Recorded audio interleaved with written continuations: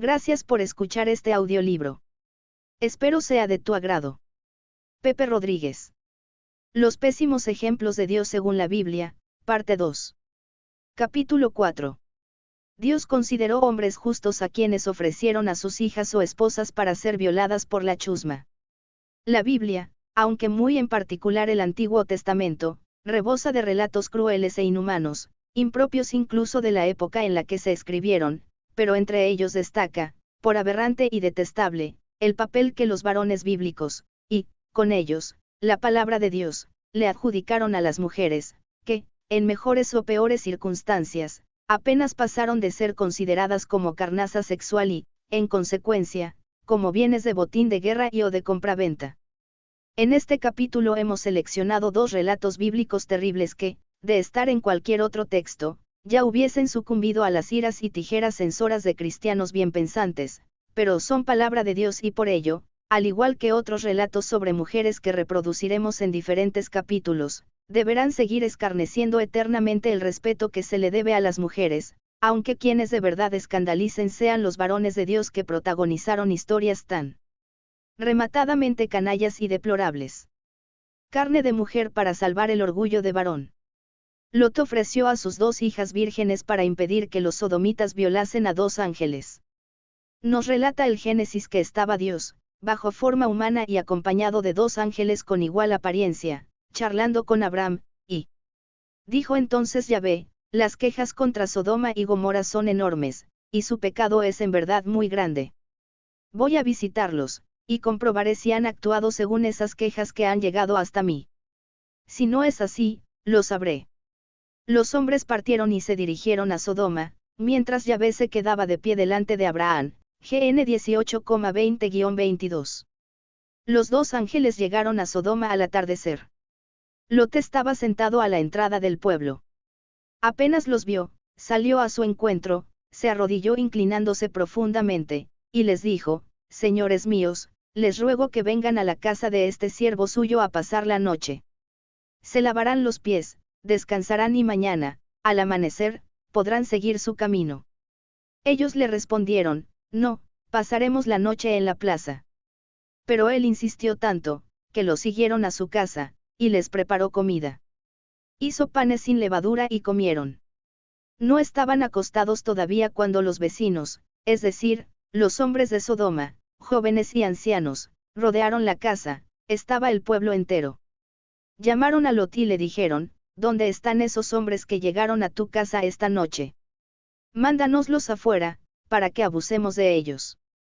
Lot salió de la casa y se dirigió hacia ellos, cerrando la puerta detrás de sí, y les dijo, les ruego, hermanos míos, que no cometan semejante maldad. Miren, tengo dos hijas que todavía son vírgenes. Se las voy a traer para que ustedes hagan con ellas lo que quieran, pero dejen tranquilos a estos hombres que han confiado en mi hospitalidad. Pero ellos le respondieron, quítate del medio. Eres un forastero y ya quieres actuar como juez. Ahora te trataremos a ti peor que a ellos. Lo empujaron violentamente y se disponían a romper la puerta. Pero los dos hombres desde adentro extendieron sus brazos, tomaron a Lot, lo introdujeron en la casa y cerraron la puerta. Hirieron de ceguera a los hombres que estaban fuera, desde el más joven hasta el más viejo, de modo que no fueron ya capaces de encontrar la puerta, GN 19,1-11. El resto de la historia es bien conocido, Dios lanzó azufre y fuego desde el cielo y Sodoma y Gomorra desaparecieron con toda su gente. Lot y sus hijas se salvaron, claro, pero no su esposa, la pobre, que se dio la vuelta para ver qué les estaba pasando a sus convecinos y Dios la convirtió en estatua de sal, GN 19-24-26. A Dios jamás le han gustado los curiosos, los prefiere obedientes a machamartillo. Pero el ejemplo que importa y resalta, en medio de un relato pueril aunque de fondo muy indecente, es la deplorable conducta de Lot, el santo varón que, sin que nadie se lo pidiese, ofreció a sus dos hijas, vírgenes, a más abundamiento, para que fuesen violadas por una chusma que, cosas de la vida, estaba más interesada en hacer lo propio con los dos varones que hospedó Lot. Hubiese sido un buen ejemplo para los lectores de la Biblia Dios ofreciese la imagen de un Lot gallardo y decidido defendiendo la integridad sexual de sus invitados, pero no. Dios prefirió dejarnos el modelo de un padre perverso al que sus hijas le importaban tan poco que las ofreció de buen grado para que fuesen vejadas y violadas por una muchedumbre soez. También hubiese sido un detallazo que Dios, al menos, le recordase a Lot una de sus leyes de obligado cumplimiento, la que ordena que no profanarás a tu hija, prostituyéndola, no sea que tu país se vuelva una tierra de prostitutas, un nido de víboras, Elvi 19:29. Pero tampoco estuvo por la labor. La palabra de Dios evidencia aquí su enseñanza: es preferible que 1000 mujeres sean violadas a que a un solo varón le rocen su trasero. O eso, al menos, es lo que propaga el Dios de la Biblia desde ejemplos como el recién comentado y el que seguirá. Violencia de género contra la mujer: el levita que, para evitar ser violado por los hombres de Gibea, les entregó a su mujer, de quien abusaron hasta la muerte, y provocó una guerra con miles de muertos y cientos de esclavas sexuales. En esta historia son dos los varones de Dios que ofrecen a una mujer para evitar que sodomicen a un varón. Uno ofrece a la chusma excitada a su hija, diciéndoles que pueden violarlas y tratarlas como quieran. El otro, el levita al que los hombres de Guinea miraban con ojos tiernos, les dio a su mujer, a la que violaron y maltrataron toda la noche hasta matarla. El libro de Jueces nos detalla y acerca a este modelo de conducta surgido de la inspiración divina. En ese tiempo no había rey en Israel. Un levita que vivía en el extremo de la montaña de Efraín tomó como concubina a una mujer de Belén de Judá.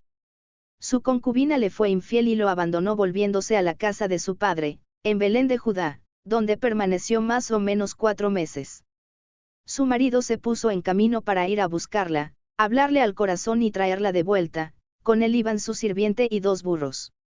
Ella lo hizo entrar en la casa de su padre, y apenas el padre de la joven lo vio, salió feliz a encontrarlo. Su suegro, padre de la joven, lo retuvo y se quedó 3 días con él. Comieron, bebieron y pasaron la noche en ese lugar. Al 5.º día, como se levantara muy temprano para irse, el padre de la joven le dijo: repon tus fuerzas, espera la caída de la tarde. Comieron los 2 juntos. Cuando el marido se disponía a partir junto con su concubina y su sirviente, su suegro, el padre de la joven, le dijo: miren. Ya es tarde, no tardará en anochecer, quédense aquí esta noche. Disfruten un poco más, mañana levántense temprano y partan para su tienda. Pero el marido no quiso quedarse una noche más. Partió con sus 2 burros cargados y su concubina rumbo a Jebús, es decir, Jerusalén. Cuando estuvieron cerca de Jebús, como ya atardecía, el sirviente dijo a su patrón: tú debieras dejar el camino y entrar en esa ciudad de los jebuseos, nosotros pasaremos aquí la noche. Pero su patrón le respondió: no entraremos en una ciudad extranjera, esa gente no es israelita. Sigamos mejor hasta Gibea, y llegaron cerca de Gibea de Benjamín cuando el sol ya se ponía. Saliendo del camino, entraron en Gibea para pasar allí la noche. El levita fue a sentarse a la plaza, pero nadie lo invitó a alojarse en su casa. Un anciano volvía al final de la jornada de su trabajo en el campo. El anciano le dijo entonces: no te preocupes, yo te daré lo que necesites, pero no pases la noche en la plaza. Lo invitó a su casa y dio forraje a los burros mientras los viajeros se lavaban los pies. Comieron y bebieron. Todo parecía ir muy bien hasta que los hombres de la ciudad, verdaderos depravados, rodearon la casa y golpearon la puerta. Le dijeron al anciano, dueño de la casa: di a ese hombre que está en tu casa que salga para que abusemos de él.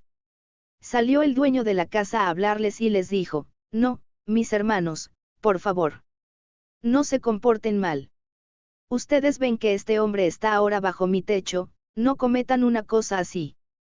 Tengo una hija que es todavía virgen y él tiene también su concubina.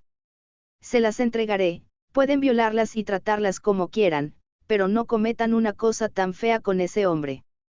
Los otros no quisieron hacerle caso. Entonces el levita tomó a su concubina y la sacó para afuera. La violaron y abusaron de ella toda la noche hasta el amanecer. Al alba la dejaron irse. La mujer regresó al amanecer y se derrumbó delante de la puerta de la casa donde se alojaba su marido. Allí permaneció hasta que fue de día. Se levantó entonces su marido, abrió la puerta de la casa y salió para continuar su viaje. Su concubina estaba tirada frente a la puerta de la casa con las manos en el escalón. le dijo, párate, levántate, para que nos vayamos. Pero no hubo respuesta. El hombre la cargó sobre su burro y retomó el camino para regresar a su casa. Al llegar a su casa, tomó un cuchillo, agarró el cuerpo de su concubina y lo despedazó, hueso por hueso, en 12 trozos que despachó a través de todo el territorio de Israel. A los hombres que había enviado les había dado esta orden: pregunten en todo Israel, ¿se ha visto algo semejante desde que los israelitas salieron de Egipto hasta hoy día? Reflexionen, deliberen y den su opinión. Jue 19,1-30. Reflexionar sobre este asunto más bien invitará a la indignación ante tal galería de crímenes contra la mujer cometidos bajo el silencio cómplice de Dios. Aquí no se salva nadie.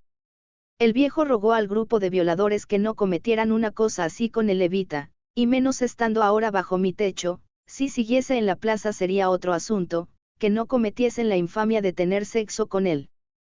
Pero el santo varón no titubeó en ofrecer a su hija soltera, y, según esta versión, también a la concubina de su invitado, diciendo, se las entregaré, pueden violarlas y tratarlas como quieran, ya que ellas sí que podían ser violadas e infamadas sin límite ninguno. Pero viendo que la encendida virilidad de los de Gibea no se conformaba con la hija y seguían exigiendo al levita, ni corto ni perezoso, como quien echa un trozo de carne a los perros, tomó a su concubina y la sacó para afuera. El santo varón sabía bien qué destino le esperaba a su mujer, pero se fue a dormir tan tranquilo y cuando se levantó, y salió para continuar su viaje, sin pensar en cómo o dónde estaría su estimada mujer, por la que había hecho un largo viaje a fin de recuperarla, cuando se la encontró tirada frente a la puerta de la casa y, sensible como un guijarro, la ordenó levantarse. Pero estaba muerta. Violada y asesinada bajo su exclusiva responsabilidad, ya que fue el marido quien quiso emprender viaje en horas y por una ruta de riesgo y también quien la entregó expresamente a manos de sus asesinos para poder salvar su hombría. Ninguna muestra de dolor cuando convierte el cadáver de su mujer en un mero fardo a lomos de un burro. Cualquier cosa menos respeto cuando, en lugar de honrarla en ceremonia fúnebre, la despedazó cual carnicero loco y repartió sus trozos por Israel. Era necesario que Dios inspirase el relato de esa salvajada. ¿Para aprender qué? Bien, el modelo de conducta varonil que transmite es evidente y, al parecer, gozó de la aquiescencia de Dios, ya que tal atrocidad será la excusa para perpetrar otra infinitamente mayor en la que el Dios bíblico tomó parte activa, puesto que formaba parte de sus planes para con el pueblo elegido. Como muchísimos de los varones bíblicos, el levita de Marras no solo se comportó como un machista patológico cobarde y canalla, también fue un mentiroso de tomo y lomo que levantó a su pueblo en guerra contra una tribu hermana para vengar una sangre de la que solo él fue responsable. Seguimos leyendo en Jueces que, salieron de sus casas todos los israelitas, desde Dan hasta Berseba, y la comunidad se reunió como un solo hombre junto a Yahvé en Mizpa. Hasta la gente de Galaad se hizo presente. Participaron en esta asamblea del pueblo de Dios los jefes del pueblo y todas las tribus de Israel, eran como 400.000 hombres que sabían manejar la espada. El motivo parece ser que fue el asesinato de la mujer. Los israelitas dijeron, cuéntenos cómo se cometió ese crimen. Entonces el levita, el marido de la mujer asesinada, tomó la palabra y dijo, había yo entrado en Gibea de Benjamín junto con mi concubina para pasar allí la noche, y los vecinos de Gibea decidieron hacerme daño. Durante toda la noche rodearon la casa donde yo estaba con la intención de matarme. Falso, lo que pretendían era tener sexo con él, violaron a mi concubina, lo hicieron porque el levita se la entregó expresamente para tal fin a los hombres de Gibea, de tal manera que ella murió. Entonces tomé a mi concubina, la corté en pedazos y los mandé por todos los territorios que pertenecen a Israel, porque cometieron una infamia en Israel. Más bien algunos israelitas infames de Gibea habían cometido un crimen gracias a la despreciable conducta del más infame de los levitas. Ya que han venido aquí todos ustedes, todo Israel, estudien el asunto y decidan aquí mismo. Jue 20,1-7. La mentira del levita cobarde y parricida condujo a una guerra fratricida, claro. Y el relato sobre el asunto cuenta cómo Dios ordenó ataques y matanzas. Los israelitas preguntaron, ¿debemos atacar una vez más a nuestros hermanos de Benjamín o tenemos que renunciar a ello?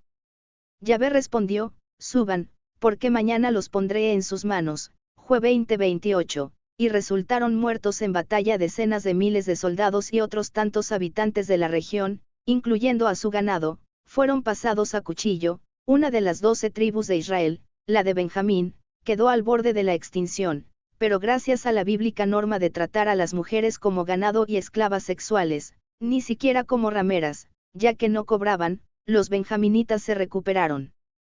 Por no asistir a la asamblea ante el Señor ningún hombre de Yabes de Galaad, la comunidad mandó allá abajo a 12.000 hombres, todos fuertes guerreros, con esta orden, y vayan y pasen a cuchillo a los habitantes de Yabes en Galaad como también a las mujeres y a los niños. Todo varón y toda mujer que haya tenido relaciones con un hombre serán condenados al anatema, pero dejarán con vida a las que son vírgenes. Así lo hicieron. Encontraron en la población de Yabes en Galaad 400 muchachas que no habían tenido relaciones con hombre, y las llevaron al campamento instalado en Silo, en el país de Canaán. Entonces la comunidad mandó a avisar a la gente de Benjamín que estaba en la cuesta de Rimón e hicieron la paz. Volvieron pues los benjaminitas y les dieron las mujeres de Yabes de Galaad que habían dejado con vida. Pero no había para todos, Jue 21,9-14.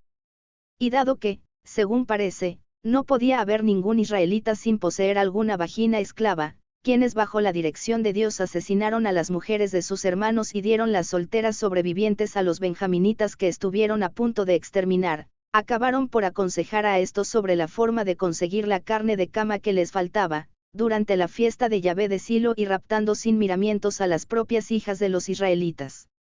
El texto bíblico es bien claro, y propusieron lo siguiente a los benjaminitas: vayan a esconderse entre las parras.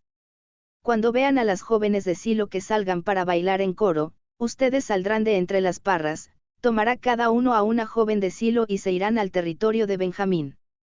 Si sus padres o sus hermanos vinieran a quejarse ante nosotros, les diremos: déjenlos tranquilos, ustedes ven que no pudimos tomar una mujer para cada uno de ellos durante la guerra.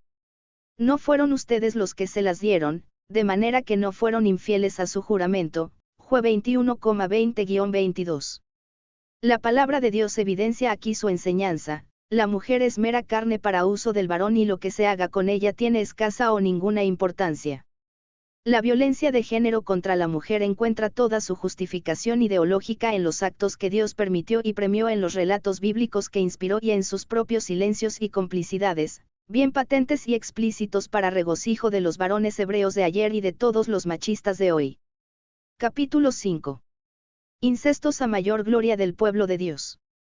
Las relaciones sexuales entre parientes son muy frecuentes entre los principales personajes del Antiguo Testamento, y aunque Dios las prohibió reiteradamente a través del marco legal que le impuso a su pueblo, no es menos cierto que las permitió sin problemas cuando los transgresores del tabú eran santos varones de su agrado y conveniencia. Así, por ejemplo, Abraham se casó con su hermanastra Sara. Naye, hermano de Abraham, lo hizo con su sobrina Melca. Isaac, hijo de Abraham y Sara, se casó con su sobrina Rebeca. Jacob, hijo de Isaac y Rebeca, se desposó con sus primas Lía y Raquel. Las dos hijas de Lot se acostaron con su padre. Judá dejó preñada a su nuera Tamer. Moisés y Aarón eran hijos de Emrem y de su tía. Tobías se casó con su prima, Amnón, hijo de David, violó y luego repudió a su hermana Tamer. Roboam, hijo de Salomón, se casó con sus primas Mahalat y Maaca, etc. Las relaciones sexuales, como no podía ser de otro modo, también provocaron el afán legislador de Dios, que, según el Levítico, prohibió las siguientes: ninguno de ustedes se acercará a una pariente directa para tener relaciones con ella, yo soy Yahvé. No tendrás relaciones con tu padre ni con tu madre, no tendrás relaciones con la mujer de tu padre, no tendrás relaciones con tu hermana, hija de tu padre o de tu madre, nacida en casa o fuera de ella. No tendrás relaciones con las hijas de tu hijo o de tu hija, no tendrás relaciones con tu hermana, hija de tu padre aunque de otra madre, no tendrás relaciones con la hermana de tu padre, no tendrás relaciones con la hermana de tu madre, respeta al hermano de tu padre, y no tengas relaciones con su mujer, pues es tu tía. No tendrás relaciones con la mujer de tu hijo, no tendrás relaciones con la mujer de tu hermano, no tendrás relaciones con una mujer y su hija, y tampoco tomarás a su nieta, teniendo ya mujer, no tomarás a su hermana para ponerla celosa, teniendo relaciones con su hermana mientras viva ella. No tendrás relaciones con una mujer durante el periodo de sus reglas. No te acostarás con la mujer de tu prójimo, pues es una maldad. No te acostarás con un hombre como se hace con una mujer, esto es una cosa abominable. No te acostarás con un animal, la mancha te quedaría. Tampoco la mujer se dejará cubrir por un animal, esto es una cosa abominable. Cualquiera que cometa estas abominaciones, todas esas personas serán eliminadas de su pueblo. El B 18,6-29. El incumplimiento de estas normas por parte de varones bíblicos benditos de Dios fue abundante y desvergonzado, desencadenando a menudo sucesos terribles, pero siempre contando con el beneplácito, protección y comprensión de Dios, que en lugar de castigar a esos varones transgresores, tal como él mismo impuso, procuró su enriquecimiento y buena fama y posición. Veremos seguidamente unos pocos ejemplos paradigmáticos. Las hijas de Lot emborracharon a su padre para tener sexo con él y quedar preñadas. La historia de Lot y sus hijas había comenzado ya muy mal cuando para evitar que los sodomitas conociesen las posibles delicias sexuales de los dos ángeles que se alojaron en su casa, les ofreció a sus hijas para que fuesen violadas, véase el apartado 4.1. La cosa no pasó a mayores, pero Dios, tal como es bien conocido, decidió destruir Sodoma y Gomorra y, claro, salvar a su fiel Lot y familia. Así lo cuenta el Génesis. Al amanecer los ángeles apuraron a Lot diciéndole, date prisa, toma a tu esposa y a tus dos hijas y márchate, no sea que te alcance el castigo de esta ciudad. Y como él aún vacilase, lo tomaron de la mano, junto a su mujer y a sus dos hijas, porque Yahvé había tenido compasión de ellos, y lo llevaron fuera de la ciudad. Una vez fuera, le dijeron, ponte a salvo. Por tu vida, no mires hacia atrás ni te detengas en parte alguna de esta llanura, sino que huye a la montaña para que no perezcas. Pero Lot replicó, oh, no, Señor mío. Veo que me has hecho un gran favor y que has sido muy bueno conmigo conservándome la vida. Pero yo no puedo llegar hasta la montaña sin que me alcance el desastre y la muerte. Mira este pueblito que está más cerca y en el que podría refugiarme. Es tan pequeño, y para mí es cosa de vida o muerte, no podría estar a salvo allí. El otro respondió, también este favor te lo concedo, y no destruiré ese pueblo del que has hablado. Pero huye rápidamente, ya que no puedo hacer nada hasta que tú no hayas llegado allá. Por esto, aquel pueblo fue llamado Sor, o sea, pequeño. El sol ya había salido cuando Lot entró en Sor. Entonces Yahvé hizo llover del cielo sobre Sodoma y Gomorra azufre ardiendo que venía de Yahvé, y que destruyó completamente estas ciudades y toda la llanura con todos sus habitantes y la vegetación. La mujer de Lot miró hacia atrás, y quedó convertida en una estatua de sal, y Lot, varón bíblico al fin y al cabo, se quedó tan tranquilo, ni se quejó ni volvió a preguntar por ella. Después Lot salió de Sor con sus dos hijas, pues no se sentía seguro allí, y se fue a vivir al monte, en una cueva. Excelente decisión, sí, señor. Entonces dijo la hija mayor a la menor, nuestro padre está viejo y no ha quedado ni un hombre siquiera en esta región que pueda unirse a nosotras como se hace en todo el mundo. La chica era un tanto desmemoriada, ya que Dios había salvado, al menos, el pueblo de Sor, en el que se habían refugiado y que no parecía carecer de varones. Ven y embriaguémoslo con vino y acostémonos con él. Así sobrevivirá la familia de nuestro padre. Y así lo hicieron aquella misma noche, y la mayor se acostó con su padre, quien no se dio cuenta de nada, ni cuando ella se acostó ni cuando se levantó. Si Lot no se dio cuenta de nada, estamos ante un milagro, ya que el alto nivel etílico requerido para tal inconsciencia, y máxime en un anciano, impide los mecanismos fisiológicos necesarios para procurar una preñez. Al día siguiente dijo la mayor a la menor, ya sabes que me acosté anoche con mi padre. Hagámosle beber vino otra vez esta noche y te acuestas tú también con él, para que la raza de nuestro padre no desaparezca. Le hicieron beber y lo embriagaron de nuevo aquella noche, y la hija menor se acostó con él. El padre no se dio cuenta de nada, ni cuando ella se acostó ni cuando se levantó. Y así las dos hijas de Lot quedaron embarazadas de su padre. La mayor dio a luz un hijo y lo llamó Moab, este fue el padre de los moabitas, que todavía existen hoy. La menor también dio a luz un hijo y lo llamó Ben-Ammi, y es el padre de los actuales amonitas, GN 19,15-38.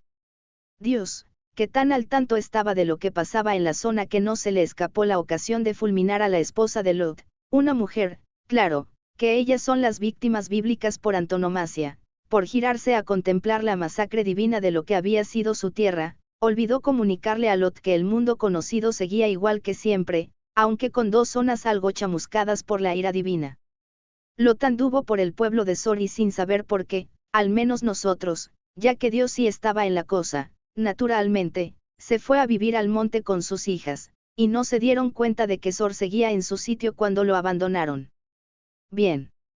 Pero entonces, ¿cómo es que las hijas, compenetradas bajo idéntica fuerza y ciclo hormonal, se creyeron solas en el universo y fueron a por su padre? Quizá la historia presente algunos puntos dudosos, pero esto es palabra de Dios, así es que veamos el ejemplo recibido de un hecho que debe darse por cierto.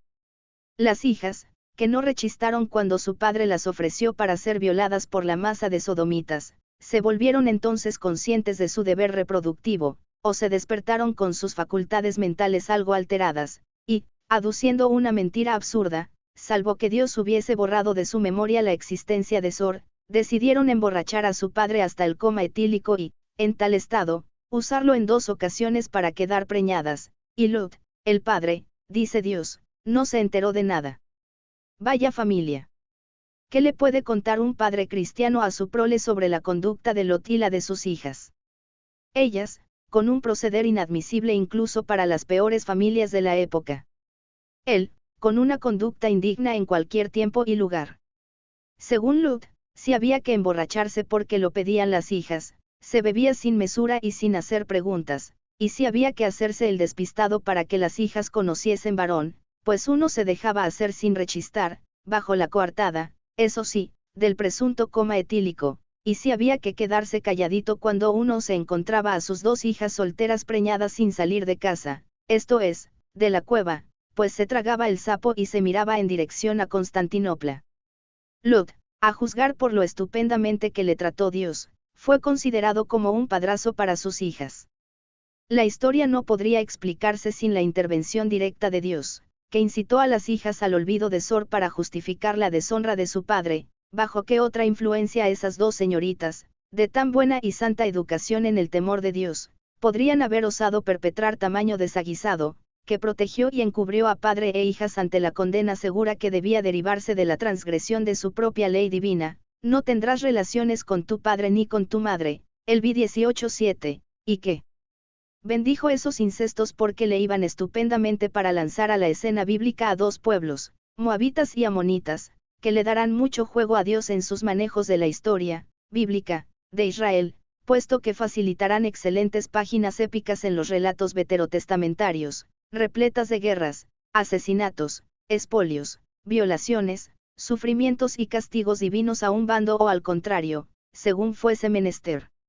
La palabra de Dios evidencia aquí su enseñanza: el incesto no es delito, ni siquiera pecado, si uno está muy borracho, o lo finge, y, en todo caso, un delito cometido en despoblado tiene el silencio de Dios por aliado, quizá porque, tal como reza un refrán popular, ojos que no ven, corazón que no siente. De cómo Dios mató a 2 hijos de Judá, sin dar razón ninguna, y este acabó preñando a su nuera Tamar creyendo que era una ramera. En la historia de Judá, el 4.º hijo de Jacob y Lía y fundador de la tribu israelita que llevó su nombre, se puede apreciar, una vez más, la gran afición de Dios al asesinato sin aducir otra causa que el peregrino argumento de que sus víctimas le parecieron malas a sus divinos ojos. También se muestra la calaña de un varón tan principal como Judá, bendecido por el Dios bíblico a fin de liderar y conformar su pueblo elegido. Leemos en el libro del Génesis: por aquel tiempo Judá se separó de sus hermanos y bajó donde un tal Jirá, que era de Adulam. Allí conoció a la hija de un cananeo llamado Sue, a la que tomó por esposa. Esta quedó embarazada y dio a luz un hijo al que llamó Iar. Tuvo un segundo hijo, al que llamó Onán, y, estando en Kesib dio a luz un tercer hijo al que puso el nombre de Sela. Judá tomó como esposa para su primogénito Iar, a una mujer llamada Tamer. Iar, primogénito de Judá, fue malo a los ojos de Yahvé, y él le quitó la vida. Así, sin más explicación, Dios lo ejecutó de forma sumaria. Entonces Judá dijo a Onán: cumple con tu deber de cuñado, y toma a la esposa de tu hermano para darle descendencia a tu hermano. Onán sabía que aquella descendencia no sería suya, y así, cuando tenía relaciones con su cuñada, derramaba en tierra el semen, para no darle un hijo a su hermano. Esto no le gustó a Yahvé, y le quitó también la vida, nueva ejecución sumaria, pero de esta nos ocuparemos en el apartado siguiente. Entonces Judá dijo a su nuera Tamer, vuelve como viuda a la casa de tu padre, hasta que mi hijo Sela se haga mayor. Porque Judá tenía miedo de que Sela muriera también, al igual que sus hermanos. Tamer se fue y se quedó en la casa de su padre. Bastante tiempo después, murió la esposa de Judá. Terminado el luto, Judá subió con su amigo Jirá de Adulam a Timna, donde estaban esquilando sus ovejas. Alguien informó a Tamer de que su suegro iba camino de Timna, para la esquila de su rebaño. Ella entonces se sacó sus ropas de viuda, se cubrió con un velo, y con el velo puesto fue a sentarse a la entrada de Enaín, que está en el camino a Timna, pues veía que Sela era ya mayor, y todavía no la había hecho su mujer. Al pasar Judá por dicho lugar, pensó que era una prostituta, pues tenía la cara tapada. Se acercó a ella y le dijo, déjame que me acueste contigo, pues no sabía que era su nuera. Ella le dijo, ¿y qué me vas a dar para esto? Él le dijo, te enviaré un cabrito de mi rebaño. Mas ella respondió, bien, pero me vas a dejar algo en prenda hasta que lo envíes. Judá preguntó, ¿qué prenda quieres que te dé? Ella contestó, el sello que llevas colgado de tu cuello, con su cordón, y el bastón que llevas en la mano. Él se los dio y se acostó con ella, y la dejó embarazada. Ella después se marchó a su casa y, quitándose el velo, se puso sus ropas de viuda. Judá envió el cabrito por intermedio de su amigo de Adulam, con el fin de recobrar lo que había dejado a la mujer, pero no la encontró. Entonces preguntó a la gente del lugar, ¿dónde está la prostituta que se sienta en Enaín, al borde del camino? Le respondieron, nunca ha habido prostituta alguna por allí. Volvió, pues, el hombre donde Judá y le dijo, no la he encontrado, e incluso las personas del lugar dicen que jamás ha habido prostituta por esos lados. Judá respondió, que se quede nomás con la prenda, con tal que la gente no se ría de nosotros. Después de todo, yo le mandé el cabrito y si tú no la has encontrado, yo no tengo la culpa. Como 3 meses después, le contaron a Judá, tu nuera Tamer se ha prostituido, y ahora está esperando un hijo. Entonces dijo Judá, llévenla afuera y que sea quemada viva. Pero cuando ya la llevaban, ella mandó a decir a su suegro, me ha dejado embarazada el hombre a quien pertenecen estas cosas. Averigua, pues, quién es el dueño de este anillo, antes era un sello colgado del cuello, este cordón y este bastón. Judá reconoció que eran suyos y dijo, soy yo el culpable, y no Tamer, porque no le he dado a mi hijo Sela. Y no tuvo más relaciones con ella. Cuando le llegó el tiempo de dar a luz, resultó que tenía 2 gemelos en su seno. Al dar a luz, uno de ellos sacó una mano y la partera la agarró y ató a ella un hilo rojo, diciendo, este ha sido el primero en salir. Pero el niño retiró la mano y salió su hermano. ¿Cómo te has abierto brecha?, dijo la partera, y lo llamó Pérez. Detrás salió el que tenía el hilo atado a la mano, y lo llamó Seraj, GN 38,1-30. Magnífico ejemplo para una familia cristiana. En primer lugar, el bueno de Judá ve a una mujer sentada al borde del camino, en la entrada de un pueblo, y piensa, sin más, que es una ramera y, claro, varón al fin y al cabo, no puede evitar pedirle un servicio de alivio a cambio de precio.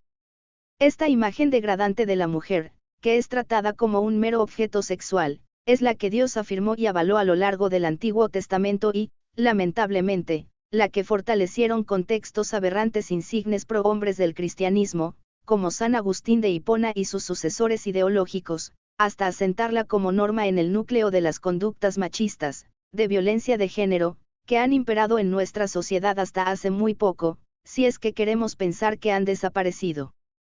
Cuestión harto discutible. En segundo lugar, ese bendito de Dios fue un auténtico majadero al que no se le ocurrió otra cosa que apañar con urgencia su desahogo dejando en prenda lo que le solicitó la supuesta ramera, el sello que llevas colgado de tu cuello, con su cordón, y el bastón que llevas en la mano. Tan necesitado de alivio estaba Judá. No podía esperar un ratito a que algún criado se acercase a su rebaño para poder pagarle a la ramera con el cabrito acordado. Es que no llevaban efectivo ni él ni su amigo. Con este ejemplo en mente, ¿cómo un padre cristiano puede pretender educar a sus hijos en virtudes tan notables como la paciencia y la templanza? Menos mal, y de ello ya se aprende algo, que ese hombre de Dios acabó siendo consciente del ridículo patético que había protagonizado, según se desprende del hecho de que prefiriese que la ramera desaparecida se quedase con los objetos entregados en prenda con tal que la gente no se ría de nosotros. Bueno, de la historia, al menos, se aprende hipocresía, que es también una virtud muy cristiana. Judá, hombre certero donde los haya, dejó embarazada a la primera a quien fue esposa de 2 de sus hijos, y, al parecer, causa desencadenante de la ejecución divina de ambos, y prometida del tercero, pero no reconoció quién era ella ni siquiera en medio de un lance reproductivo diurno. Aflora, una vez más, el mayor misterio de la Biblia, cómo yacían los varones bíblicos para que éste, como otros muchos, no fuese capaz de reconocer la identidad de la mujer con la que estaba apareándose. Ella, más tramposa que las peores de su oficio, según se las presenta en la Biblia, salvó la piel mediante un hábil chantaje a su suegro, amante y juez, y mentiroso, ya que no le había dado a su tercer hijo como esposo, mientras que Judá, actuando con total arbitrariedad e impunidad, se saltó a la torera la ley que prohibía este tipo de incesto y adulterio. La relación sexual de Tamer era delictiva para aquel pueblo de vándalos con independencia de que su amante fuese un vecino o su suegro, y se salvó de la lapidación a sí mismo y a su nuera, que no está mal que en la Biblia pase algo civilizado, pero sí al pobre Onán Dios lo fulminó por no querer preñar a Tamer, que no debería haberles hecho Dios a esta, por fingir ser una ramera, darse sexualmente siendo viuda, y engañar a su suegro para que la preñase, y a su amante, que transgredió una ley que penaba su conducta con la muerte. Pero Dios no estaba por la labor de aplicar en este caso su divina justicia. Quizá ya había matado suficiente en la casa de Judá, o tal vez tenía mejores planes para uno de los hijos que nacería de esa unión incestuosa entre Tamer y su suegro Judá. Ese hijo, Pérez, o Fers, será uno de los antepasados de Jesús según las genealogías neotestamentarias, véanse Mt 1:3, o LC 3:33. La palabra de Dios evidencia aquí su enseñanza: la incontinencia es virtud, la mentira, un bien, la hipocresía, un don, la mujer, un objeto, adornado de malicia, eso sí, y el incesto, un medio aceptable a los ojos de Dios y le sirve a sus siempre inescrutables planes. Onán, muerto por Dios por no eyacular dentro de su cuñada cuando se acostaba con ella. Acabamos de leer esta historia en el apartado anterior, pero dada su trascendencia histórica, que ha dado lugar incluso a un concepto específico, el de onanismo como sinónimo de masturbación, será adecuado detenernos un poco en ella.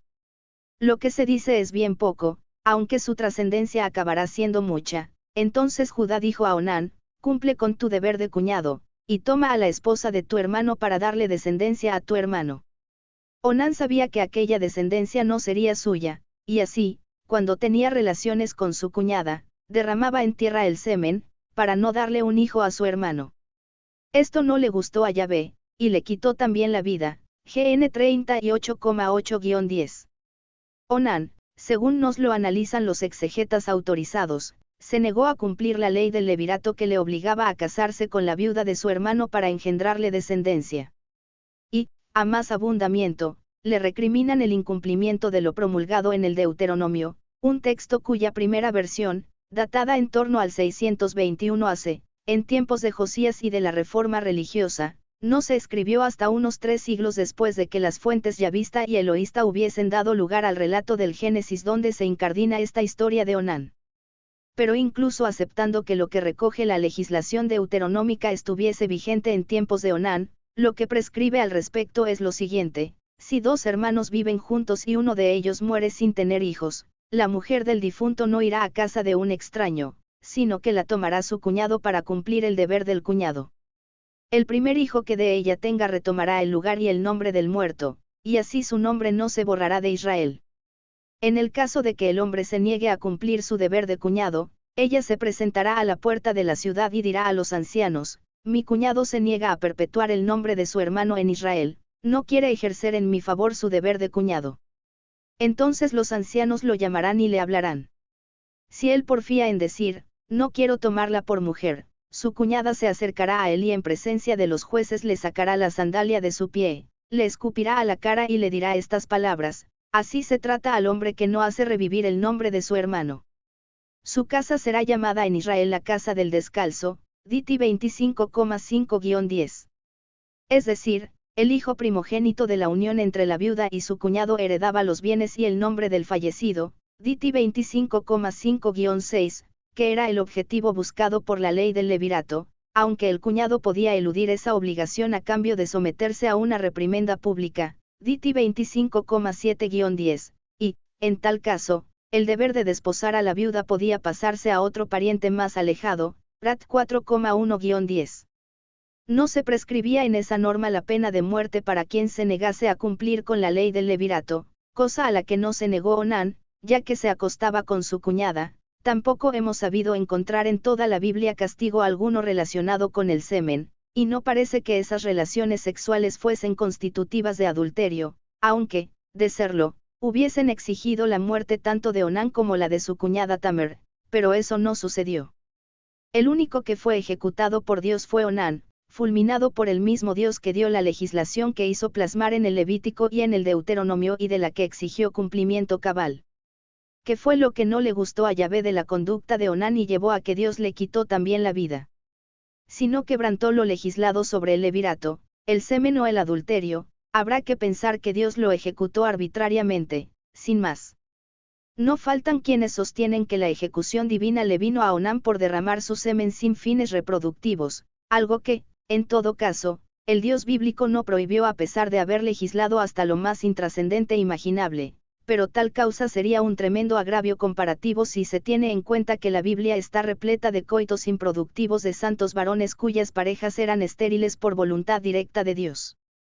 Fuese cual fuese la razón que tuviere Dios para ejecutar personalmente a Onán, llama poderosamente la atención que masacrara a quien no le hacía daño a nadie mientras que, a lo largo de cientos de páginas, el Dios bíblico protegió, dirigió, colaboró, guió, bendijo, alentó, sostuvo y dejó impunes a más de un centenar de santos varones que cometieron todo tipo de delitos y tropelías, a cual más execrable, al tiempo que perpetraron centenares de miles de asesinatos, de varones, mujeres y niños. Inocentes, a veces en guerras evitables, pero muy a menudo en actos de pillaje o de venganza que, según relata orgullosa y pormenorizadamente la propia palabra de Dios, complacieron grandemente al Señor. Es este otro magnífico ejemplo para que una familia cristiana, con hijos en edad de buscarse esa fuente de placer con la que Dios les dotó, pueda explicarles a sus vástagos que Dios permite y perdona el delito y el asesinato, que incluso los alienta, pero que hay de aquel, y de aquella, que derrame sus fluidos en vano, ya que se expone a ser fulminado por la ira divina. La palabra de Dios evidencia aquí su enseñanza: cualquier delito puede merecer el perdón divino, excepto la masturbación o, para ser más exactos respecto a lo que hacía Onán con su cuñada, a excepción del sexo recreativo o no reproductivo. La violación de Tamar por su hermano Amnón, hijo de David, la carnicería posterior y el silencio absoluto de Dios. Dios, siempre pronto a fulminar in situ a quien se le antojase, como al pobre Onán o a su hermano, no se mostró nada interesado en prevenir o castigar el delito de un violador cuyo acto fue la causa de muchas desgracias y muertes, sin duda evitables. El 2 libro de Samuel pormenoriza los hechos. Poco después aconteció esto: Absalón, hijo de David, tenía una hermana que era muy bella y que se llamaba Tamer. Amnón, otro hijo de David, se enamoró de ella. Amnón se atormentaba de tal forma que hasta se enfermó pensando en su media hermana Tamer. Esta era virgen y Amnón no veía cómo lo podría hacer. Amnón tenía un amigo que se llamaba Jonadab, hijo de Simea, hermano de David. Jonadab era muy astuto. Le dijo: ¿qué te pasa, hijo de rey, que tan temprano te ves ya alicaído? ¿Quieres decírmelo? Amnón le respondió: es que quiero a Tamer, la hermana de mi hermano Absalón. Entonces Jonadab le dijo: anda a acostarte, pon cara de enfermo, y cuando vaya tu padre a verte, dile: dale permiso a mi hermana Tamer para que venga a servirme la comida. que prepare un guiso ante mi vista y me lo sirva de su mano. Amnón se fue a acostar y se hizo el enfermo. El rey lo fue a ver y Amnón dijo al rey, dale permiso a mi hermana Tamer para que venga, prepare unos pastelillos en mi presencia y me los sirva de su mano. David mandó a buscar a Tamer a la casa, anda a la casa de tu hermano Amnón y prepárale alguna comida. Tamer fue a casa de su hermano Amnón, que estaba en cama, preparó la masa, la sobó y ante la vista de él moldeó unos pastelillos que puso a cocer. Tomó después la sartén y la vació delante de él, pero no quiso comer. Amnón dijo entonces, manden a todos afuera, y salieron todos. Amnón dijo entonces a Tamer, trae la comida a la pieza para que la reciba de tus manos. Tamer tomó los pastelillos que había preparado y se los llevó a su hermano Amnón a su pieza. Cuando ella se los presentó, la agarró y le dijo, hermana mía, ven a acostarte conmigo.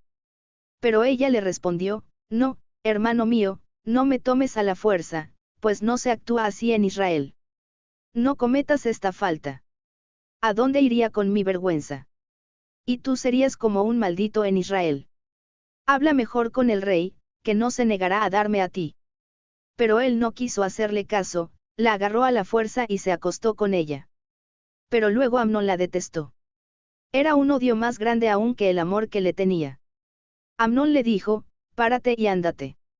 Ella respondió, no, hermano mío, no me eches. Eso sería peor que lo que acabas de hacer.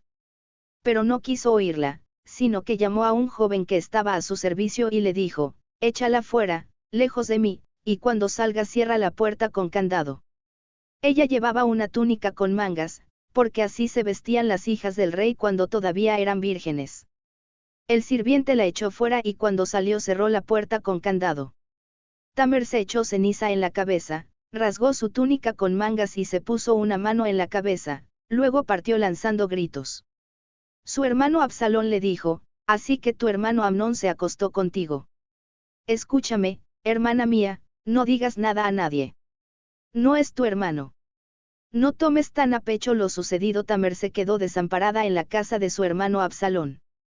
Cuando el rey David se enteró del asunto, se enojó mucho pero no quiso llamarle la atención a su hijo Amnón, porque era su preferido por ser el mayor. Absalón tampoco le dijo nada, ni buenas ni malas palabras, pero sentía odio por él debido a que había violado a su hermana Tamer. 2 años después, Absalón iba a hacer la esquila en Baal Hazor, al lado de Efraín. Absalón invitó a ella a todos los hijos del rey, pero Absalón insistió tanto que el rey dio permiso para que fuera Amnón con los demás hijos del rey. Absalón preparó un banquete real y dio esta orden a sus muchachos, cuando Amnón esté borracho, les diré, denle a Amenón. E inmediatamente lo matarán. No teman nada, pues yo soy quien se lo ordena. Ánimo, no se acobarden. Los servidores de Absalón hicieron con Amnón tal como Absalón se lo había ordenado. Al ver eso, todos los demás hijos del rey se levantaron, cada cual ensilló su mula y huyeron, denotando así la nobleza y valor de aquellos príncipes hijos de David. Todavía estaban en camino cuando llegó la noticia donde David, Absalón mató a todos los hijos del rey y nadie escapó. El rey se levantó, rasgó su ropa y se acostó en el suelo, todas las personas que estaban con él rasgaron también su ropa. Jonadab, hijo de Simea, hermano de David, tomó entonces la palabra, diciendo, Señor, no crea que murieron todos los hijos del rey, solo murió Amnón, pues era una idea fija en la cabeza de Absalón desde el día en que Amnón violó a su hermana Tamer. No tome, mi señor, tan en serio la cosa, ni piense tampoco que murieron todos los hijos del rey. No, solo murió Amnón, y Absalón seguramente salió huyendo. Todavía estaba hablando cuando entraron los hijos del rey, lanzando exclamaciones y llorando. El rey se puso a llorar también junto con sus servidores. Mientras tanto Absalón había huido y se había refugiado en casa de Talmai, hijo de Ammihud, rey de Gesur, y allí estuvo 3 años. El rey hizo duelo por largos días por su hijo, después se consoló de la muerte de Amnón y se le pasó el enojo con Absalón. 2 SM 13,1-39. Se le pasó el enojo a David, dicen, pero cuando Absalón regresó al reino de su padre este tardó 2 años en recibirle. Y las cosas acabaron muy mal.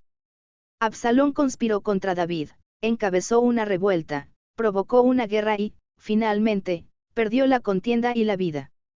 Todo muy bíblico, muy del gusto épico de Dios. Pero ya que debemos aprender de la inspirada palabra divina, cabe preguntarse, por ejemplo, si era necesario para los planes de Dios un relato tan pormenorizado sobre cómo se fraguó la estrategia para que un hermano violase a su hermana. ¿Qué se aprende de semejantes salvajadas si el Dios que todo lo ve y todo lo castiga, que se entromete en mil cosas sin importancia, no apareció ni una sola vez en medio de esta historia soez y lamentable? Dado que la violación de Tamer, de quien nada más se dice en la Biblia, claro, ya que a ningún varón bíblico le importaba el destino de una mujer violada y repudiada, fue el desencadenante de un fratricidio y de una guerra posterior, era ese el resultado que deseaba Dios al no interferir. Y no es baladí la sospecha, dado que en otros muchos relatos es el propio Dios, a través de su palabra, quien confiesa sin pudor que obligó a determinados sujetos a obrar mal expresamente para que él pudiera después lucirse castigándoles sin piedad a ellos y a sus pueblos, tal como fue el caso, por citar solo uno, del faraón egipcio en época de Moisés. Yahvé le dijo a Moisés, asimismo, cuando regreses a Egipto, harás delante de Faraón todos los prodigios para los cuales te he dado poder. Pero yo haré que se ponga porfiado y no dejará partir a mi pueblo. Ex 4:21. Dios personalmente se encargó de que el faraón no hiciese caso ni escarmentase ante ninguna de las 10 plagas que asolaron Egipto, y la razón la ofrece el mismísimo Dios bíblico al final del terrible castigo que infligió a los egipcios. Así podrás contar a tus hijos y a tus nietos, le dice Dios a Moisés, cuántas veces he destrozado a los egipcios y cuántos prodigios he obrado contra ellos, así conocerán ustedes que yo soy Yahvé. Ex 10:2. Esta masacre surgida del capricho divino se analiza en el capítulo 8.2 de este libro. Pues vaya con la genética de David, le salió un hijo violador, otro asesino traicionero de su hermano y conspirador contra su padre, y el resto no pasaron de ser unos cobardes que huyeron cuando su hermano Absalón hizo asesinar al heredero de la corona, a su otro hermano, Amnón, que, para mayor bochorno de su verdugo, estaba indefenso debido a su borrachera. Pero es que el padre, el gran David, tampoco anduvo sobrado de decencia, más adelante se verá hasta qué punto fue inmoral con el aplauso divino, y eso que el propio Dios lo eligió como rey para su pueblo, tras encolerizarse contra Saúl, y le insufló su espíritu divino. Así, Yahvé dijo a Samuel, ¿hasta cuándo seguirás llorando por Saúl? No fui yo quien lo rechazó para que no reine más en Israel. Llena pues tu cuerno de aceite y anda. Te envío donde Jesé de Belén, porque me escogí un rey entre sus hijos. Un SM 16:1. Fueron pues a buscarlo, a David, y llegó, era rubio con hermosos ojos y una bella apariencia. Yahvé dijo entonces, párate, levántate, y conságralo, es él. Samuel tomó su cuerno con aceite y lo consagró en medio de sus hermanos. Desde entonces y en adelante el espíritu de Yahvé se apoderó de David. Un SM 16,12-13, 14 ese espíritu de Dios que llevó David en adelante, y en lo que atañe a este apartado, no le hizo mover ni una sola pestaña para castigar la violación de su hija, así como tampoco le movió, que menos, a salvar la honra y futuro de su hija Tamer dándola en matrimonio, tal como un rey podía hacer sin problemas. Pero no, ni David ni Dios se interesaron por el destino de esa mujer violada y repudiada. Ignoro qué le podrá responder un cristiano a su hija cuando le pregunte por las conductas que la inspiración divina nos dejó en los versículos reproducidos en este apartado. La palabra de Dios evidencia aquí su enseñanza: el varón puede delinquir con impunidad y ante la complacencia de Dios, mientras que la mujer debe sufrir en silencio y con resignación los atropellos más terribles incluso dentro de su propia familia. Capítulo 6. Dios premió a quienes fueron pésimos padres para sus hijos. En capítulos anteriores ya vimos lo pésimos padres que fueron algunos varones benditos de Dios, capaces de entregar a sus hijas al populacho para que fuesen violadas y otras lindezas parecidas. En este apartado reproduciremos varios relatos bíblicos, de notable importancia, que muestran el absoluto desprecio que mostraron por la vida, y derechos, de sus hijos e hijas un selecto ramillete de muy principales varones de Dios. Historias como la de Noé inauguran un hábito que cultivará Dios con especial apego y crueldad a lo largo de casi todo el Antiguo Testamento, esto es, culpar y castigar terriblemente a los hijos y diagonal o nietos por faltas, errores o delitos cometidos por los padres, que, claro está, se libraban sin más del castigo divino al que solo ellos se habían hecho acreedores. Relatos como los de Abraham, Jefté o Mesa, ilustran sobre lo poco que les importaba la vida de un hijo y cuán agradable le resultaba a Dios procurar que algunos padres asesinasen a sus hijos e hijas, en holocausto formal, eso sí, a fin de poder seguir gozando de su favor. En ese contexto brutal no desentona, sino todo lo contrario, una ley promulgada por el propio Dios ordenando que fuese asesinado por lapidación pública cualquier hijo rebelde y desvergonzado, que no atiende lo que mandan su padre o su madre, Diti 21,18-21. Según muestra la Biblia, Dios no castigó a ningún mal padre por serlo, pero sí aplicó terribles castigos a muchos hijos por el simple hecho de haber tenido padres delincuentes. Noé, borracho y desnudo, maldijo a un nieto y a su descendencia porque su hijo menor le vio en tal situación. Cuando concluyó el famoso diluvio universal y aguas y tierras se normalizaron, Noé y sus 3 hijos abandonaron el arca y se fueron a lo suyo como si tal cosa. En el Génesis se nos ofrece una escena de pura cotidianeidad de esos días. Noé, que era labrador, comenzó a trabajar la tierra y plantó una viña. Bebió el vino, se embriagó y quedó tendido sin ropas en medio de su tienda. Cam, padre de Canaán, vio que su padre estaba desnudo y fue a decírselo a sus 2 hermanos que estaban fuera. Pero Sem y Jafet tomaron un manto, se lo echaron al hombro, y caminando de espaldas, entraron a tapar a su padre.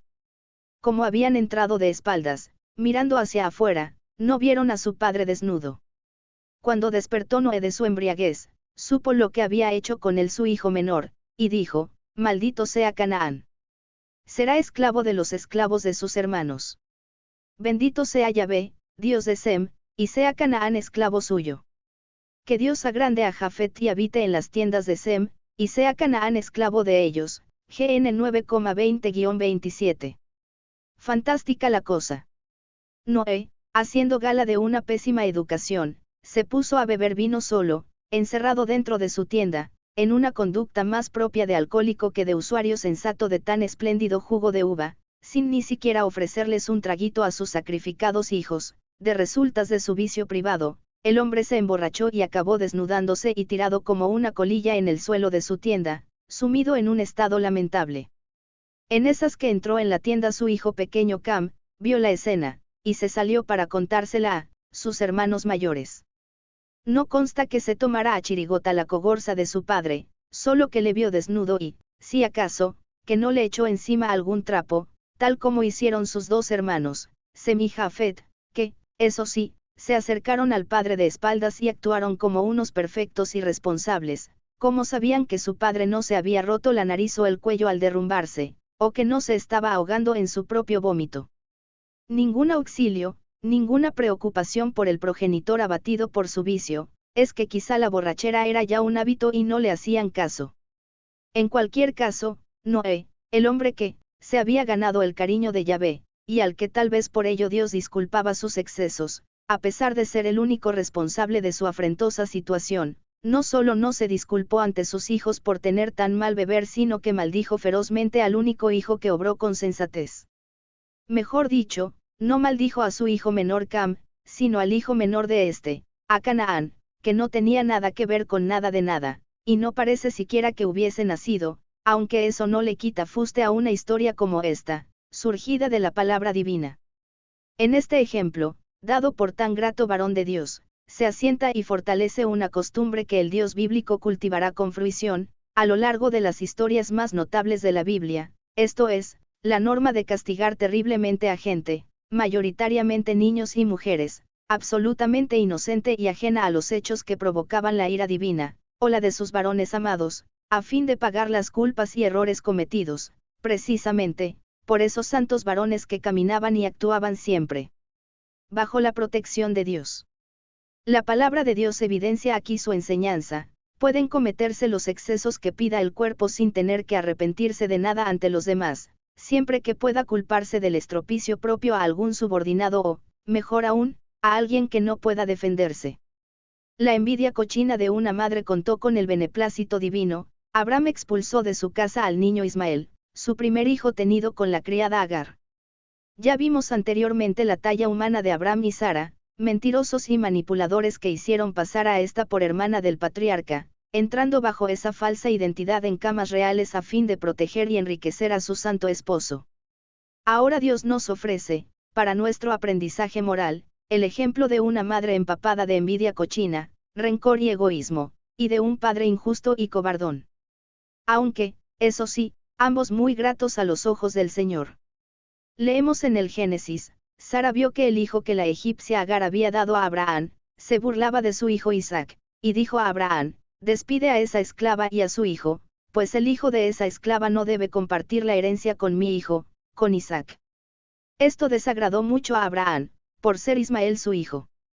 Pero Dios le dijo: no te preocupes por el muchacho ni por tu sirvienta. Haz todo lo que te pide Sara, porque de Isaac saldrá la descendencia que lleve tu nombre. Pero también del hijo de la sierva yo haré una gran nación, por ser descendiente tuyo. Abraham se levantó por la mañana muy temprano, tomó pan y un recipiente de cuero lleno de agua y se los dio a Agar. Le puso su hijo sobre el hombro y la despidió. Agar se marchó y anduvo errante por el desierto de Berseba. Cuando no quedó nada de agua en el recipiente de cuero, dejó tirado al niño bajo un matorral y fue a sentarse a la distancia de un tiro de arco, pues pensó: al menos no veré morir a mi hijo. Como se alejara para sentarse, el niño se puso a llorar a gritos. Dios oyó los gritos del niño, y el ángel de Dios llamó desde el cielo a Agar y le dijo: ¿qué te pasa, Agar? No temas, porque Dios ha oído al niño gritando de dónde está. Anda a buscar al niño, y llévalo bien agarrado, porque de él haré yo un gran pueblo.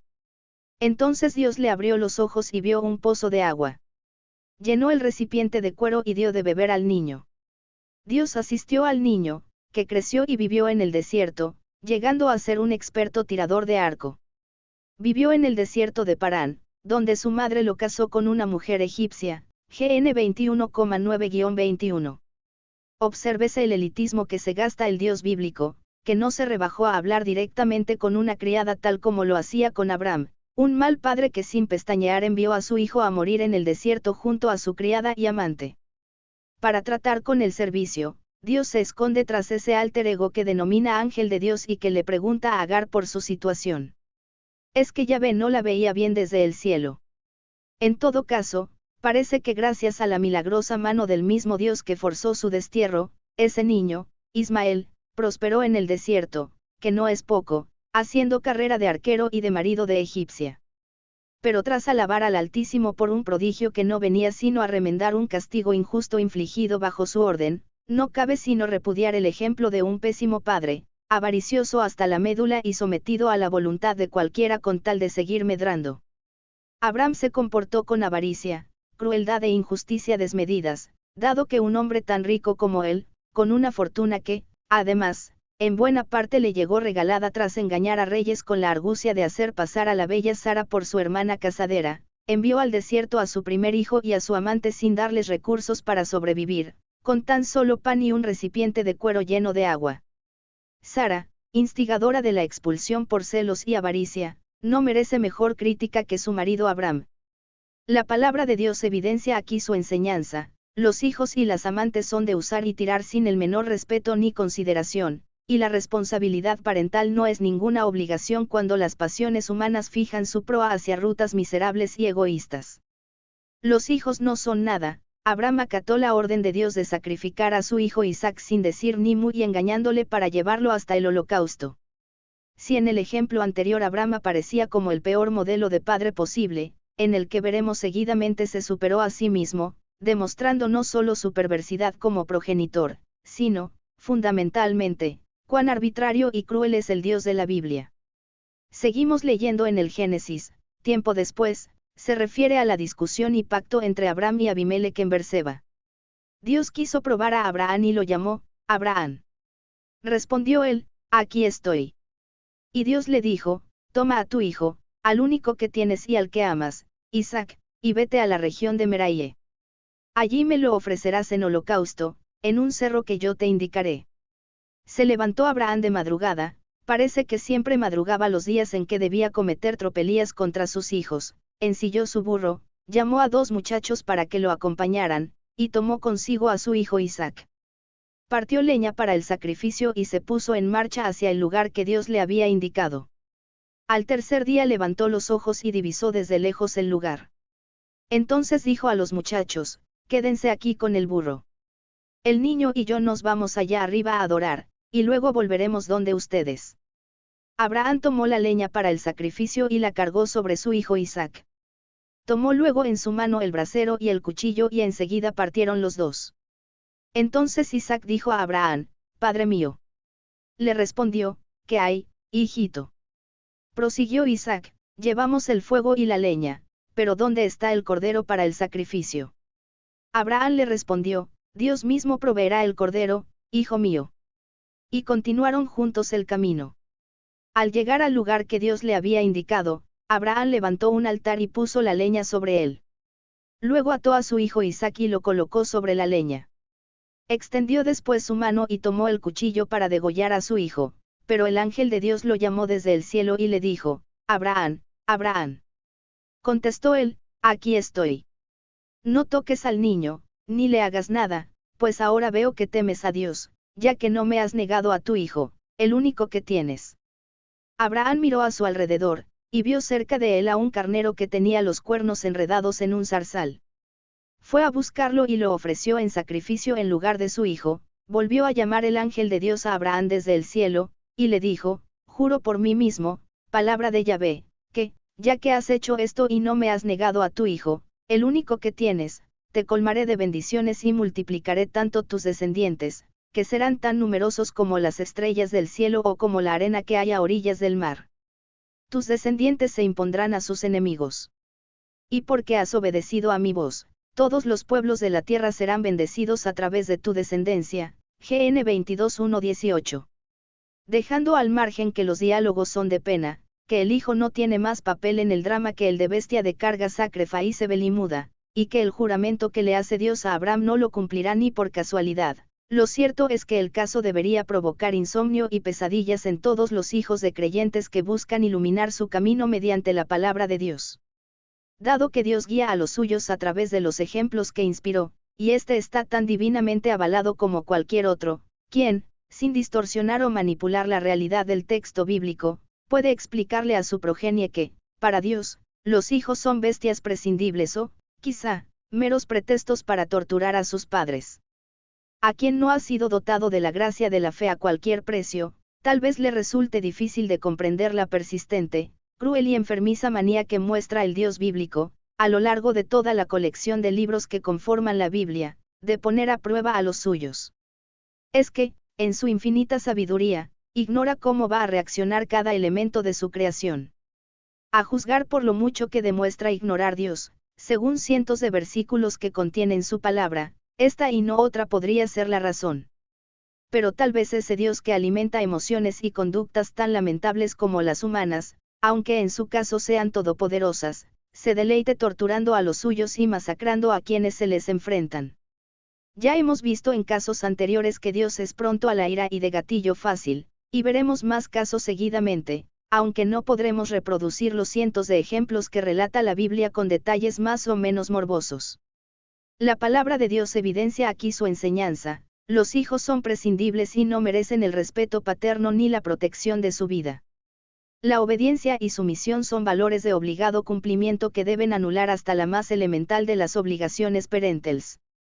El caso que sigue es todavía más explícito.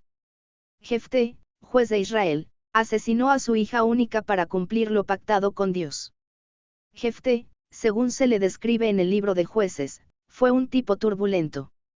Expulsado de la casa familiar por ser hijo de una prostituta, se convirtió en jefe de una banda de bandoleros hasta que los amonitas declararon la guerra a Israel y sus antiguos convecinos de Galaad le suplicaron que fuese su caudillo en la guerra. Jue 11,1-11. Recogemos el relato bíblico cuando las conversaciones entre rey de los amonitas y Jefté ya han fracasado y se va a la guerra, pero el rey de los amonitas no hizo caso de las palabras que le dirigió Jefté. El espíritu de Yahvé se apoderó de Jefté. Atravesó Galaad y Manasés, luego pasó por Mizpa de Galaad y de Mizpa de Galaad se fue donde los amonitas. Hizo esta promesa a Yahvé: si entregas en mis manos a los amonitas, el primero que atraviese la puerta de mi casa para salir a saludarme después de mi victoria sobre los amonitas, será para Yahvé y lo sacrificaré por el fuego. Jefté pasó entonces al territorio de los amonitas para atacarlos, y Yahvé los puso en sus manos. Los persiguió desde Aroer hasta los alrededores de Minit, apoderándose de 20 pueblos, y hasta Abel-Keramim.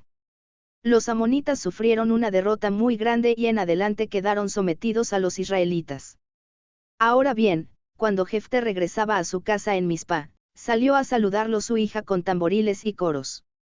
Era su única hija, fuera de ella no tenía hijos ni hijas, y quien esperaba que saliese de su casa a recibirle, su esposa, su madre, algún esclavo idiota y prescindible.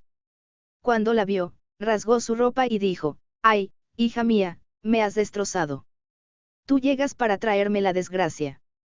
Pues hice una promesa a Yahvé, y ahora no puedo echarme atrás».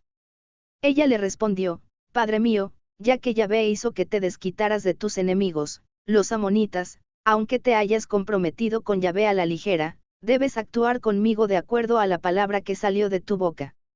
Y dijo a su padre: «Concédeme solo esto, dame un plazo de 2 meses para que vaya por los montes junto con mis compañeras y pueda llorar esa muerte siendo todavía virgen». Él le respondió: «Anda», y le permitió que se fuera por 2 meses. Ella se fue pues con sus compañeras para llorar por los montes esa muerte siendo virgen todavía. Al cabo de 2 meses volvió donde su padre y cumplió con ella la promesa que había hecho. No había conocido varón, Jue 11,28-39. Pues vaya con Dios y con su protegido. Algunos autores cristianos y judíos han cuestionado la moralidad del acto de Jefté, que asesinó a su hija para cumplir un voto, pero no critican el mismo hecho en Abraham, que ni siquiera mostró pena cuando preparó el holocausto para Dios con su hijo único como víctima propiciatoria, aunque, en este caso, quien de verdad fue responsable del asesinato absurdo de la muchacha fue Dios. La propia palabra divina nos dice desde Eclesiástico: «Las autoridades de un país están en las manos del Señor, Él envía en el momento preciso el hombre que conviene». El éxito de quien sea está en las manos del Señor, Él reviste a los jefes de su propia autoridad. Eclo 10,4-5. Está claro, Dios hace y deshace siempre lo que quiere y se lo permite a quien Él elige expresamente.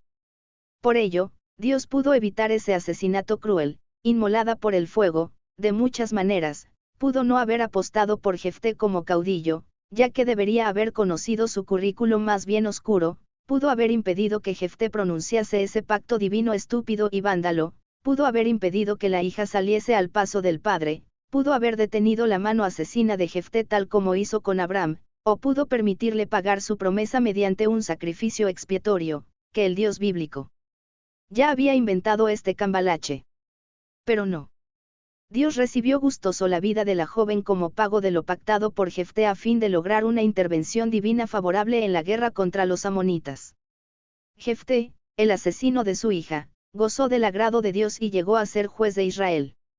Y no solo nadie maldijo su memoria, una costumbre muy corriente en la Biblia, sino que Dios glosó su persona mediante su inspirada palabra en el Nuevo Testamento, donde, junto a Gedeón, Barak, Sansón, David, Samuel y los profetas, se le saluda como uno de los que gracias a la fe, sometieron a otras naciones, impusieron la justicia, vieron realizarse promesas de Dios, cerraron bocas de leones, apagaron la violencia del fuego, escaparon del filo de la espada, sanaron de enfermedades, se mostraron valientes en la guerra y rechazaron a los invasores extranjeros. Eb 11:33. La palabra de Dios evidencia aquí su enseñanza: un hombre que cumple sus pactos honra a Dios y merece su favor, aunque el precio sea el de asesinar a su propia hija. Mesa, el rey moabita que salvó su país de la destrucción israelita y de la furia de Dios inmolando a su hijo mayor. El sacrificio en holocausto en el que el rey Mesa asesinó a su propio hijo primogénito es uno de esos relatos bíblicos terribles que los exegetas han intentado confundir, más que aclarar, mediante las anotaciones maquinadoras que figuran en muchas Biblias. El país de Moab, según se relata en el segundo libro de Reyes, estuvo sometido por Israel hasta que, tras la muerte de Ahab, que reinó entre los años 869 y 850 AC, el rey moabita Mesa se rebeló contra sus opresores. El nuevo monarca hebreo, Joram, aliado con Josafat, rey de Judá, y el monarca de Idem, se encaminaron a atacar a Moab, pero como no las tenían todas consigo, se fueron a consultar al profeta Eliseo para saber la voluntad de Dios. Tráeme ahora a alguien que toque el arpa, exigió Eliseo al rey Joram. Mientras el arpista tocaba, la mano de Yahvé se puso sobre Eliseo. Entonces dijo, así habla Yahvé, caben zanjas y zanjas en este valle. Porque esto dice Yahvé, no verán viento ni lluvia y sin embargo el valle se llenará de agua. Entonces beberán ustedes, sus rebaños y sus bestias de carga. Pero todo eso es poco a los ojos de Yahvé, quien quiere además entregar a Moab en las manos de ustedes. Demolerán todas las ciudades fortificadas, cortarán todos los árboles frutales, taparán todos los manantiales y estropearán todos los mejores campos echando en ellos piedras. Se abalanzaron, los moabitas, sobre el campamento de Israel, pero los israelitas se levantaron y contraatacaron a Moab, que salió huyendo ante ellos, penetraron en el territorio de Moab y lo devastaron. Devastaron las ciudades y cada uno echó su piedra en los mejores campos, hasta taparlos con ellas. Taparon todos los manantiales y cortaron todos los árboles frutales, de tal modo que en Quireres quedaron solo piedras. Los honderos que la habían cercado la castigaron.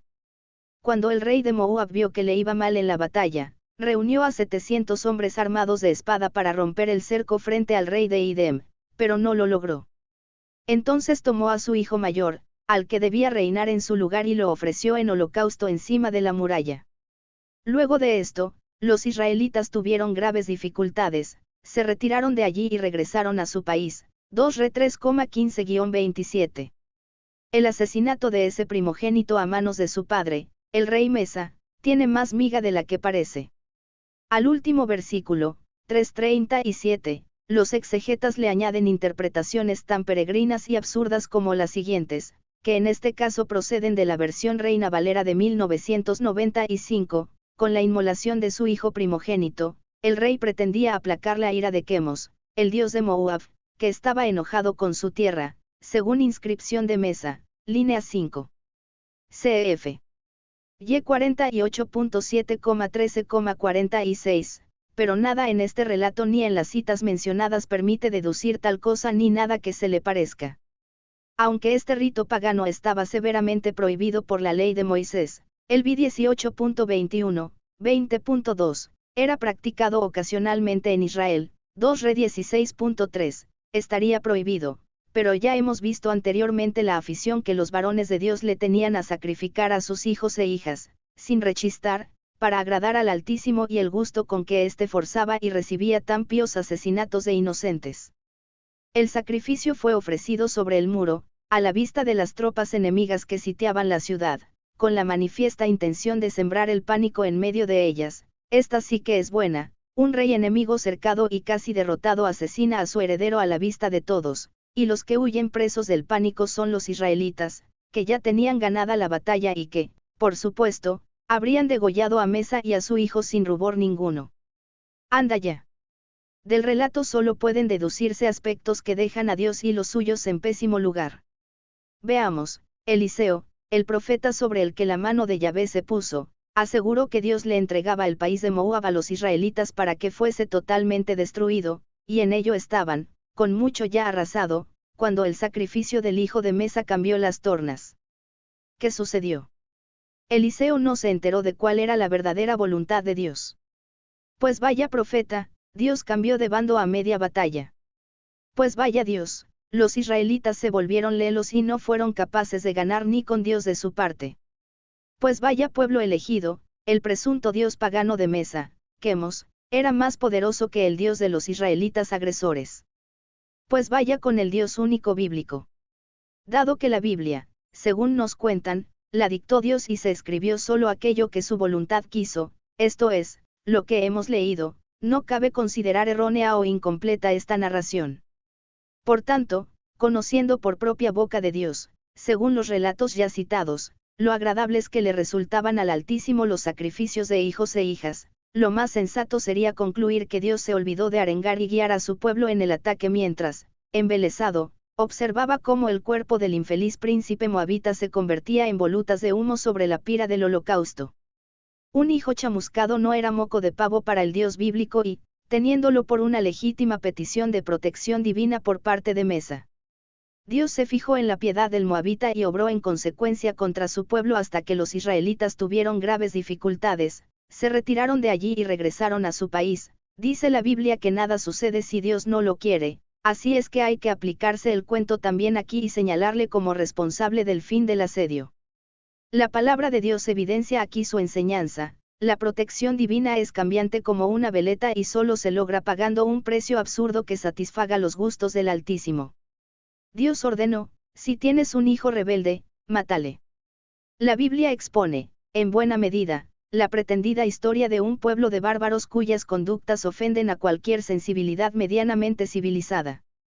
En el seno de ese marco sociocultural, en todo caso injustificable si se tratase de un pueblo de Dios, la paternidad andaba muy lejos de ser una actividad responsable, antes al contrario, ya que los hijos no eran más que propiedad del padre y las hijas, objetos propiedad del padre o marido. Hemos visto hasta aquí algunos ejemplos de las salvajadas que eran capaces de hacer con su prole algunos de los más santos varones veterotestamentarios, por voluntad de Dios. Eso sí, veremos ahora qué fue capaz de ordenar y legislar el Dios bíblico para que los padres pudiesen solucionar sus conflictos con algún hijo rebelde. Recurriremos de nuevo al muy inspirado marco legislativo deuteronómico, que era de obligado cumplimiento. Si un hombre tiene un hijo rebelde y desvergonzado, que no atiende lo que mandan su padre o su madre, ni los escucha cuando lo corrigen, sus padres lo agarrarán y llevarán ante los jefes de la ciudad, a la puerta donde se juzga, y les dirán, este hijo nuestro es rebelde y desvergonzado, no nos hace caso, es un vicioso y un borracho. Entonces todo el pueblo le tirará piedras hasta que muera.